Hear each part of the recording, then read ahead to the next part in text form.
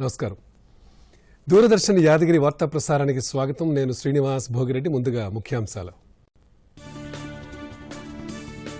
4 రాష్ట్రాలు ఓ కేంద్రపాలిత ప్రాంతంలో మోగిన ఎన్నికల నగారా. అస్సాంలో 3, పశ్చిమ బెంగాల్లో 8, తమిళనాడు, పుదుచ్చేరి, కేరళలో ఒకే విడతలో ఎన్నికలు. మే 2న ఫలితాలు.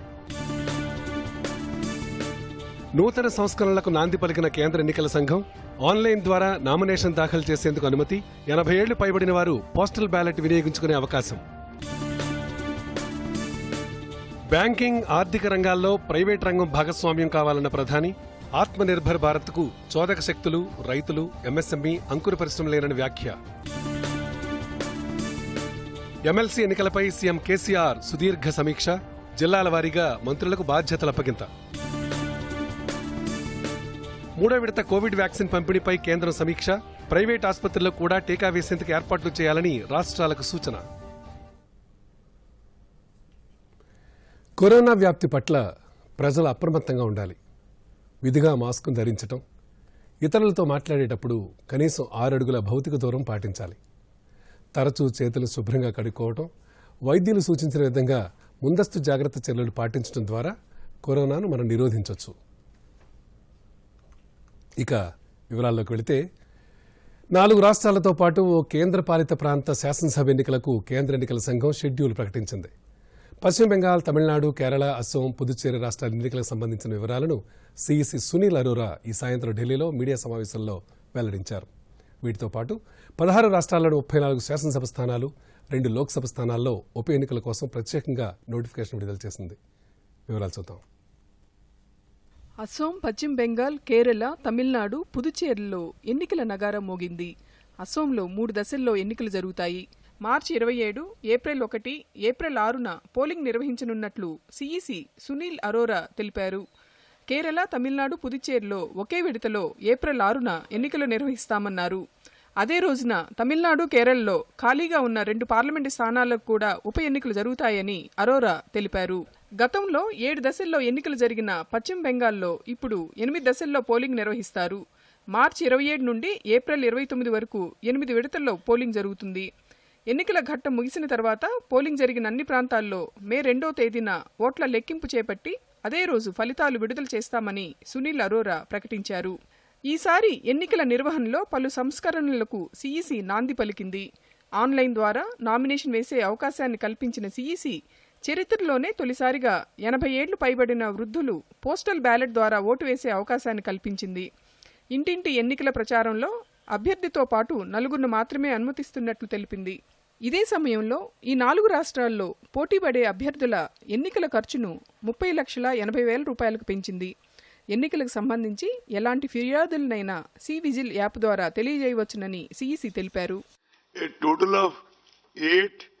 24 assembly constituencies shall be going for polls during these elections. 18.68 crore electors will cast vote at 2.7 lakh polling stations in these states and UT of Puducherry. More than 3 lakh service vote electors will be availing the facility of electronic transmitted postal ballot system, that is ETPBS. The norms for the polling personnel and the security personnel remain the same. And although we try that, our CEOs try that the auxiliary polling stations, as we call them, are near the original polling stations so that we can kind of optimize on the utilization of manpower. Covid నేపథ్యంలో తగిన జాగ్రత్తలతో ఎన్నికలు నిర్వహించేందుకు ఏర్పాట్లు చేస్తున్నట్లు సునీల్ అరోరా వెల్లడించారు. గడిచిన ఎన్నికలతో పోల్చుకుంటే 30% వరకు పోలింగ్ కేంద్రాలను పెంచామన్నారు. ఈ ఎన్నికల్లో మొత్తం 18,69,00,000 మంది ఓటు హక్కు వినియోగించుకున్నారని వెల్లడించిన ఎన్నికల సంఘం వీరి కోసం 2,70,000 పోలింగ్ కేంద్రాలను ఏర్పాటు చేసినట్లు తెలియజేసింది. Bureau report, Doordarshan news. COVID-19 మార్గదర్శకాలను కేంద్ర హోంశాఖ మరోసారి పొడిగించింది. దేశంలో కరోనా కేసులు తగ్గుముఖం పట్టినప్పటికీ వైరస్ పూర్తి స్థాయిలో అదుపులోకి రానందున నిబంధనలను మార్చి 31 వరకు పొడిగించాలని నిర్ణయించింది. కోవిడ్ కట్టడికి గతంలో సూచించిన మార్గదర్శకాలు ఖచ్చితంగా అమలయ్యేలా చర్యలు తీసుకోవాలని రాష్ట్రాలు, కేంద్రపాలిత ప్రాంతాలను ఆదేశించింది. కంటైన్మెంట్ జోన్లలో నిఘా కొనసాగాలని సూచించింది. కొత్తగా కేసులు నమోదవుతున్న ప్రాంతాల్లో అప్రమత్తంగా ఉండాలని ఆదేశించింది.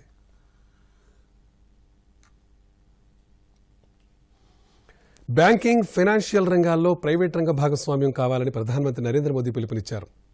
ఆర్థిక, సాంకేతికత సమ్మిళితమైన ఫిన్టెక్ రంగంలో వచ్చే 5 ఏళ్లలో వృద్ధి రేటు గణనీయంగా ఉంటుందని ప్రధాని ఆశాభావం వ్యక్తం చేశారు. ఫైనాన్షియల్ సేవా రంగంలో బడ్జెట్ కేటాయింపులపై జరిగిన వెబినార్ను ఉద్దేశించి ప్రధాని వర్చువల్గా ప్రసంగించారు. ఆత్మనిర్భర్ భారత్కు రైతులు, ఎంఎస్ఎంఈలు, అంకుర పరిశ్రమలు, ప్రాసెసింగ్ యూనిట్లు నిజమైన చోదక శక్తులని ప్రధాని పేర్కొన్నారు. ఆర్థిక, బ్యాంకింగ్ రంగాలను బలోపేతం చేసేందుకు ప్రభుత్వం పలు చర్యలు తీసుకుంటుందని చెప్పారు. గత ప్రభుత్వం హయాంలో ఇబ్బడి ముబ్బడిగా రుణాలు ఇవ్వడంతో బలహీనపడిన బ్యాంకింగ్ రంగాన్ని గాడిలో పెట్టేందుకే ప్రభుత్వం కట్టుబడి ఉందని ప్రధాని చెప్పారు. బ్యాంకింగ్, బీమా రంగాల్లో ప్రభుత్వ రంగ సంస్థలు కూడా పాల్గొనాలని ఆయన సూచించారు. गरीबों और वंचितों के संरक्षण देने के लिए ये बहुत आवश्यक है. पब्लिक सेक्टर को मजबूत करने के लिए इक्विटी कैपिटल इन्फ्यूजन पर बल दिया जा रहा है. इसके साथ साथ एक नया एआरसी स्ट्रक्चर भी बनाया जा रहा है जो बैंकों के एनपीएस का ध्यान रखेगा. ये एआरसी इन लोन्स को फिर फोकस तरीके से एड्रेस करता रहेगा. इससे पब्लिक सेक्टर बैंक मजबूत होंगे और उनकी लैंडिंग की क्षमता बढ़ जाएगी. आत्मनिर्भर भारत सिर्फ बड़े उद्योगों या बड़े शहरों से नहीं बनेगा. आत्मनिर्भर भारत गांवों में, छोटे शहरों में, छोटे छोटे उद्यमियों के, सामान्य भारतीयों के परिश्रम के योगदान का उसमें बहुत महत्व है. आत्मनिर्भर भारत किसानों से कृषि उत्पादों को बेहतर बनाने वाली इकाइयों से बनेगा. आत्मनिर्भर भारत हमारे एमएसएमई से बनेगा, हमारे स्टार्टअप से बनेगा. और आत्मनिर्भर भारत की एक बड़ी पहचान हमारे स्टार्टअप्स, हमारे एमएसएमई होंगे. अब ये देश के फाइनेंशियल सेक्टर की जिम्मेदारी है कि गांवों और छोटे शहरों में पल रही इन आकांक्षाओं की पहचान करके उनको आत्मनिर्भर भारत की ताकत बनाएं. आप सभी भली भांति जानते हैं कि हमारे फिनटेक स्टार्टअप्स आज बेहतरीन काम कर रहे हैं और इस सेक्टर में हर संभावनाओं एक्सप्लोर कर रहे हैं. कोरोना काल में भी जितनी स्टार्टअप डील्स हुई हैं उनमें हमारे फिनटेक की हिस्सेदारी बहुत अधिक रही है.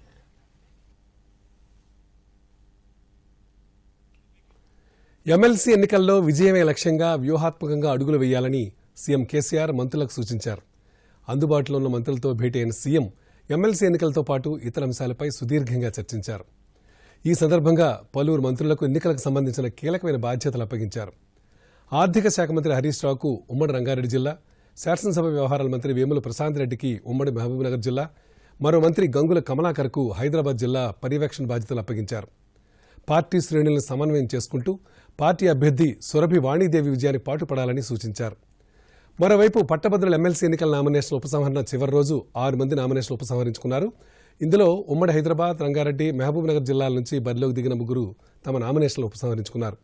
ఇందులో కపిలవాయి దిలీప్ కుమార్తో పాటు మల్లారెడ్డి, లక్ష్మీనారాయణ ఉన్నారు. దీంతో ఇక్కడి నుంచి బరిలోకి దిగిన వారి సంఖ్య 93కు తగ్గింది. ఇక ఉమ్మడి నల్గొండ, ఖమ్మం, వరంగల్ స్థానం నుంచి బరిలోకి దిగిన మరో 3 కూడా తమ నామినేషన్ ఉపసంహరించుకున్నారు.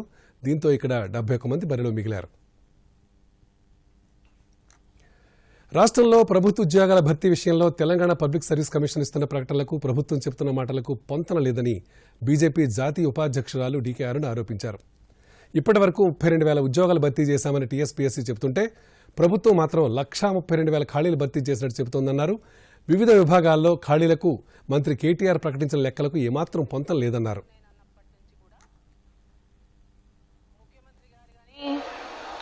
షాడో ముఖ్యమంత్రి గారు కానీ ప్రకటనల మీద ప్రకటనలు చెప్తున్నారు.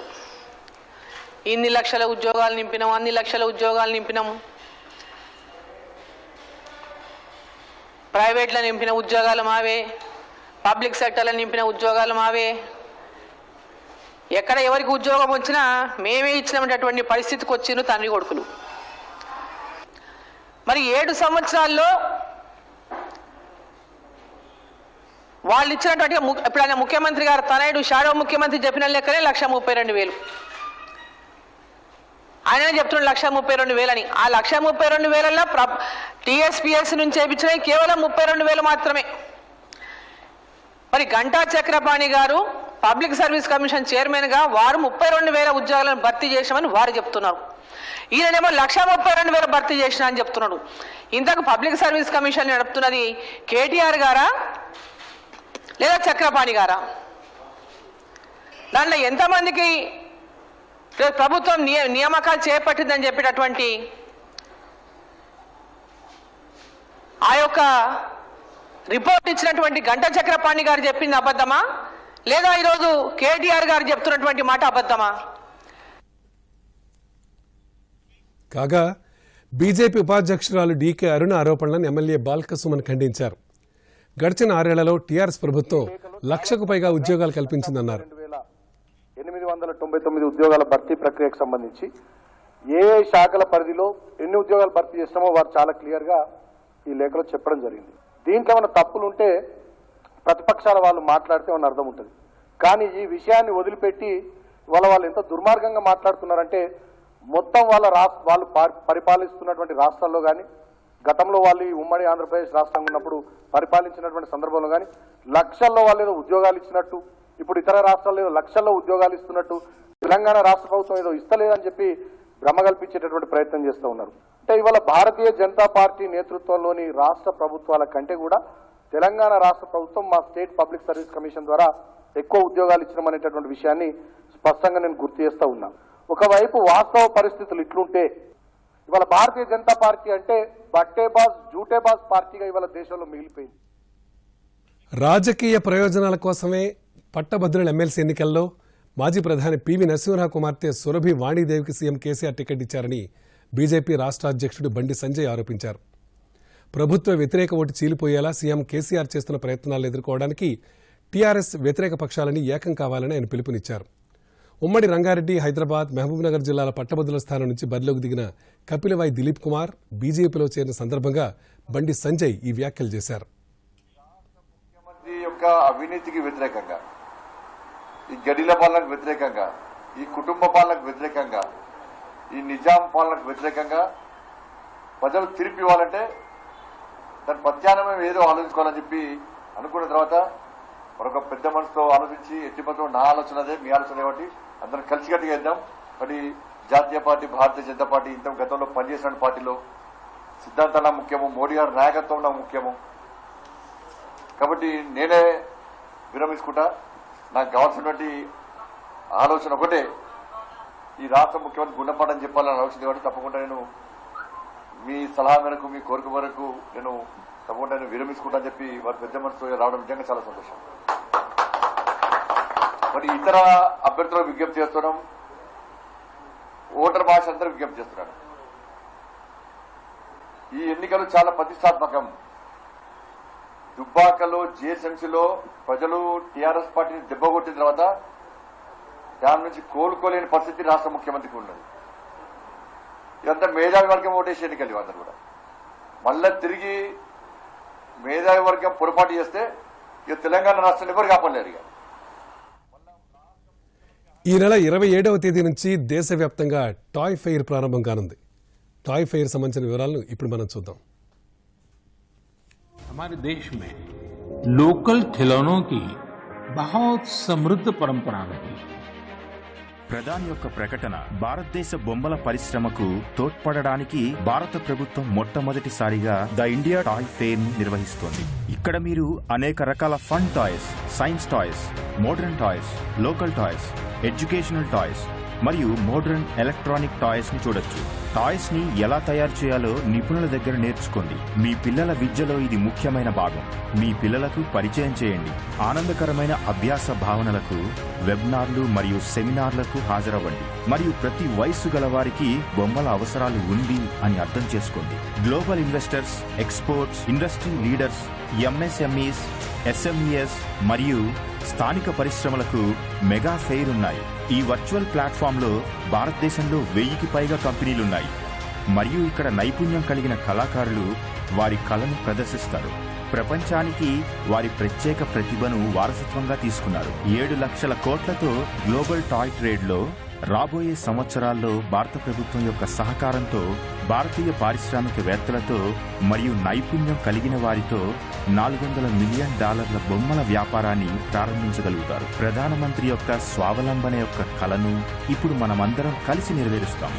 మనము మన కొత్త గుర్తింపును ఏర్పరుస్తాము, కొత్త ఎత్తులకు చేరుతాము మరియు గ్లోబల్ టాయ్ ట్రేడ్లో ఒక సముచిత స్థానాన్ని సృష్టిస్తాము. ఇండియా టాయ్ ఫెయిర్ లో ఉపాధ్యాయులు, పారిశ్రామికవేత్తలు, పెట్టుబడిదారులందరూ భాగస్వాములు కండి. ఫిబ్రవరి 27 నుండి మార్చి 2 వరకు ఈ చారిత్రక ద ఇండియా టాయ్ ఫెయిర్ లో మరియు www.theindiatoyfair.in లో రిజిస్టర్ చేసుకోండి. मैं अपने स्टार्टअप मित्रों, हमारे नए उद्यमियों से कहता हूं, आइए मिलकर खिलौने बनाएं. अब सभी के लिए लोकल खिलौनों के लिए वोकल होने का समय है. Team up for toys.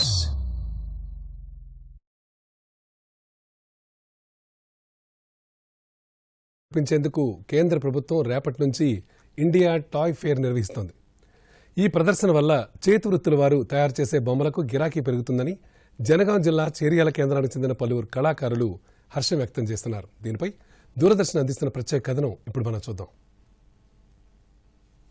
Jangaon జిల్లా చేరియాలలో మంగా మల్లేశం దంపతులు గత 30 సంవత్సరాలుగా చింతగింజల పొడితో పాటు చెక్కపొట్టు, కర్రతో వైవిధ్యమైన బొమ్మలను తయారు చేస్తున్నారు. దీంతో పాటు ఇంటీరియర్ డెకరేషన్ సంబంధించిన పలు రకాల పెయింటింగ్స్ ను కూడా వారు తయారు చేస్తున్నారు. తమ బొమ్మలు, పెయింటింగ్స్ ను ఇంటి వద్దనే విక్రయించడంతో పాటు వరంగల్లోని లేపాక్షి ఎంపోరియంకు, దేశంలోని పలు చోట్ల ఏర్పాటు చేసే ఎగ్జిబిషన్లలో అమ్మకానికి పంపిస్తారు.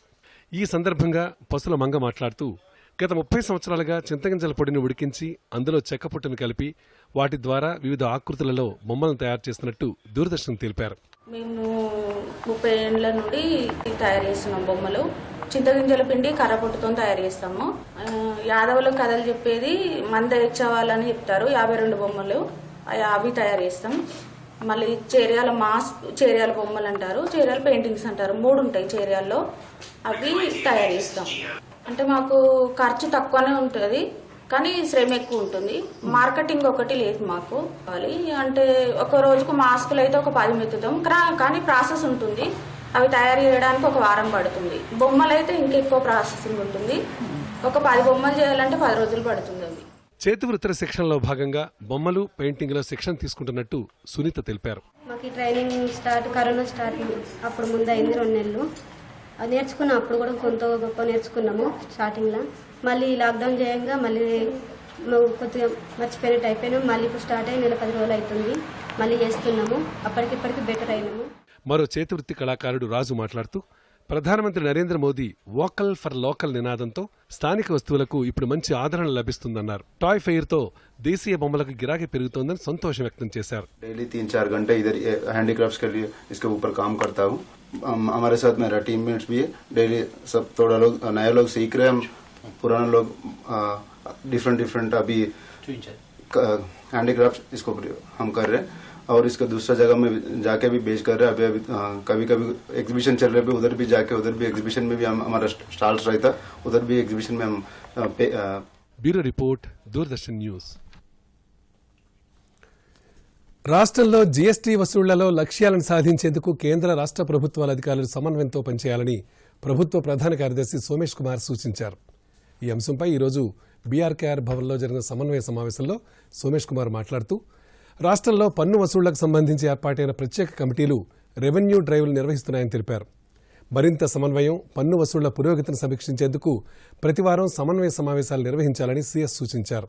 ఈ సమావేశంలో CGST Hyderabad chief commissioner Mallika Arya, state tax commissioner Neetu Kumari Prasad తదితరులు పాల్గొన్నారు.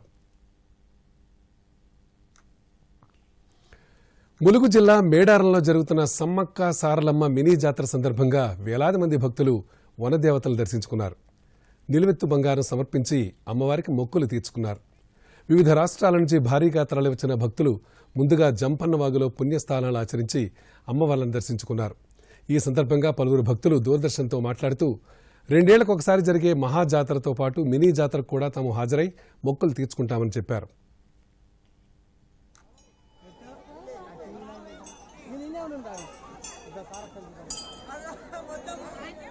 పెద్ద ప్రాముఖ్యత గల జాతర ఉన్నందుకు చాలా గర్విస్తున్నాం. నేను నా చిన్నప్పటి నుంచి మేడారం జాతరకు వస్తున్నాను.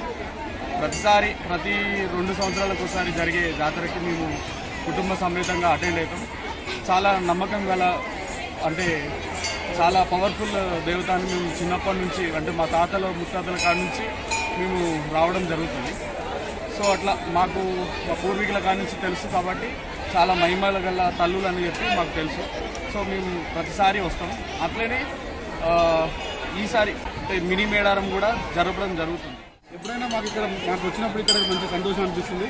ఇంకోటి ఏంటంటే సమ్మక్క సారక్క అంటే మాకు మా ఇంటి ఇప్పుడు ఇలవెల్పు మాకు వచ్చిన ప్రతిసారి మాకు ఎక్కడ ఏది మా ఒట్లో కానీ మా ఇంట్లో కానీ ఆరోగ్య ఇది ఆసియా ఖండంలోనే ఆదివాసుల యొక్క పెద్ద జాతర. దీని మీద కేంద్ర రాష్ట్ర ప్రభుత్వాలు కూడా ప్రత్యేకంగా దృష్టి సారించి దీనికి ప్రత్యేకంగా నిధులు అనేది కూడా కేటాయించి శాశ్వత ఏర్పాట్లు అనేది ప్రజలకు సౌకర్యార్థం శాశ్వత ఏర్పాట్లు కూడా కల్పించాలి.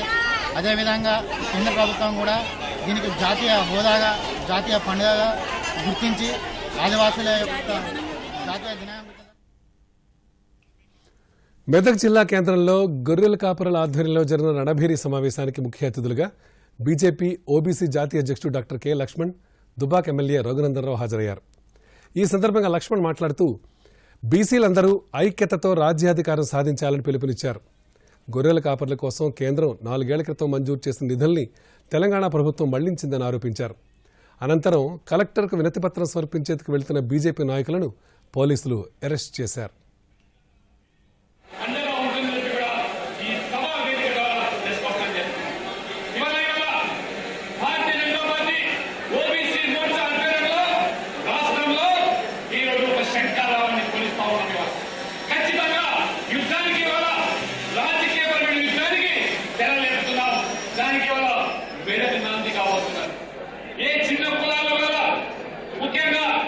బలహీన వర్గాలు ఉన్నత విద్యను అభ్యసించి చదువుకొని ఉన్నత ఉద్యోగాలు ఆ తర్వాత ఆ రకంగా రాజకీయాల్లో కూడా తమ యొక్క వాటాను పెంచుకునేదానికి ప్రయత్నం చేస్తున్న సందర్భంలో ఒకవైపు కేంద్రంలో నరేంద్ర మోడీ ప్రభుత్వం ఈ బలహీన వర్గాలు పిల్లలు చదువుకునేదానికి అవకాశాలు కల్పిస్తూ ఉంటే మన ముఖ్యమంత్రి కేసీఆర్ మాత్రము మీ పిల్లలు చదువుకోవడానికి వెళ్ళారు, చదువుకుంటే ప్రశ్నిస్తారు, మా యొక్క దోపిడీని మా అవినీతిని మా యొక్క అప్రజాస్మిక చర్యలు ప్రశ్నించే మనస్తత్వం వస్తుంది కాబట్టి చదువుకోకుండా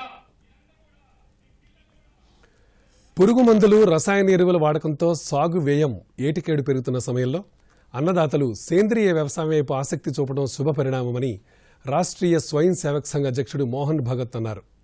ఆదిలాబాద్ జిల్లా గుడిహత్నూరు మండలం లింగాపూర్ గ్రామంలో నిర్వహించిన సేంద్రియ రైతు కుటుంబాల సమ్మేళన కార్యక్రమంలో ఆయన పాల్గొన్నారు. గిరిజన ప్రాంతాల్లో సేంద్రియ వ్యవసాయం చేస్తున్న 1500 మంది రైతుల సాగు అనుభవాలను మోహన్ భగత్ పంచుకున్నారు. ఆత్మనిర్భర భారత్ వ్యవసాయ క్షేత్రం నుంచి ఆవిర్భవిస్తుందని, భూముల పరిరక్షణ, ఆరోగ్యాన్ని కాపాడుకోవాల్సిన బాధ్యత ప్రతి ఒక్కరిపై ఉందని అన్నారు. ఈ కార్యక్రమంలో ఆదిలాబాద్ ఎంపీ సోయం బాపురావు ఇతర ప్రముఖులు పాల్గొన్నారు. बहुत बहुत धन्यवाद करता हूं और एक विनती करता हूं कि ये प्रयोग चला है, ये प्रयोग बढ़ते बढ़ते भारत व्यापी और उसके बाद विश्व व्यापी होना चाहिए. आप अभी 3-4 जिलों में 5 जिलों में काम करें, उन जिलों से प्रारंभ कीजिए.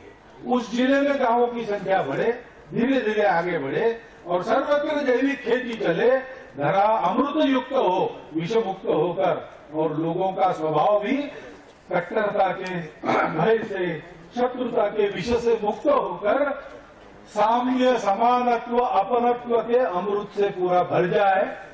आप सब लोग ऐसा संकल्प करते, तो किसान संकल्प करता है तो क्या नहीं कर सकता, सब कर सकता है. वो तो बलराम जी. రామగుండంలోని national thermal power corporation NTPC ఆధ్వర్యంలో ఏర్పాటవుతున్న తెలంగాణ విద్యుత్ ప్రాజెక్టు నిర్మాణ పనులు పూర్తి చేసుకుని వచ్చే ఏడాది ఉత్పత్తి చేపట్టే అవకాశం ఉందని రామగుండం సీజీఎం సునీల్ కుమార్ వెల్లడించారు. పెద్దపల్లి జిల్లా రామగుండం ఎన్టీపీసీలో ఏర్పాటు చేసిన మీడియా సమావేశంలో ఆయన మాట్లాడారు.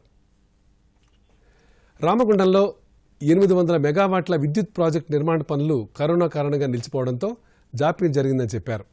ఈ ఏడాది చివరి నాటికి పనులు పూర్తయ్యాయని చెప్పారు. కాగా ఎన్టీపీసీ చేపట్టిన దేశంలోని అతిపెద్ద 100 మెగావాట్ల సోలార్ ఫ్లోటింగ్ కర్మాగారం నిర్మాణ పనులు శరవేగంగా జరుగుతున్నాయని సీజీఎం తెలిపారు. ఈ ప్లాంట్లో ఈ ఏడాది మే నుండి విద్యుత్ ఉత్పత్తి చేయడం జరుగుతుందని చెప్పారు. 1983 and since then Ramagundam is contributing in powering of the southern region of the country. Recently NTPC has taken up Telangana project and 2 into 800 megawatt. Both the units is likely to come into operation in the coming financial year. We are also setting up 100 megawatt floating solar on the balancing reservoir, and this solar project will start generating power from May this year. You have already covered many news clippings regarding ash utilization. Earlier, ash used to be a great challenge for any powerhouse, but fortunately Singareni బొగ్గు రవాణాకు coal racks ను కేటాయించాలని రాజ్యసభ సభ్యుడు బడుగుల లింగయ్య యాదవ్ కేంద్రానికి విజ్ఞప్తి చేశారు. ఢిల్లీలో ఈ రోజు జరిగిన బొగ్గు ఇనుముల స్థాయి సంఘం సమావేశంలో ఆయన పాల్గొన్నారు. ఈ సందర్భంగా ఆయన మాట్లాడుతూ బొగ్గు ఉక్కు రంగాల్లో రాష్ట్రం ఎదుర్కొంటున్న సమస్యలను ప్రస్తావించారు. తెలంగాణతో పాటు దేశంలోని వివిధ ప్రాంతాల అవసరాలు తీర్చే సింగరేణి బొగ్గును రవాణా చేసే కోల్ రాక్స్ కొరత తీవ్రంగా ఉందని అన్నారు. ప్రధానమంత్రి ఫిబ్రవరి 28వ తేదీ ఆదివారం ఉదయం 11 గంటలకు ఆకాశవాణి దూరదర్శన్ ద్వారా ప్రసారమయ్యే మన్ కీ బాత్ కార్యక్రమంలో ప్రసంగిస్తారు. పలు అంశాలపై తమ ఆలోచనలని దేశ ప్రజలతో పంచుకుంటారు. ప్రధానమంత్రి ప్రసంగం పూర్తయిన వెంటనే ప్రసంగం తెలుగు అనువాదం దూరదర్శన్ యాదగిరి సప్తగిరి ఛానళ్లలో ప్రసారమవుతుంది. 28వ తేదీ రాత్రి అంటే అదే రోజు రాత్రి 8 గంటలకు ప్రధాని ప్రసంగం తెలుగు అనువాదాన్ని పునఃప్రసారం చేస్తారు. ప్రతి నెల చివరి ఆదివారం ప్రధానమంత్రి మన్ కీ బాత్ కార్యక్రమంలో ప్రసంగిస్తారు.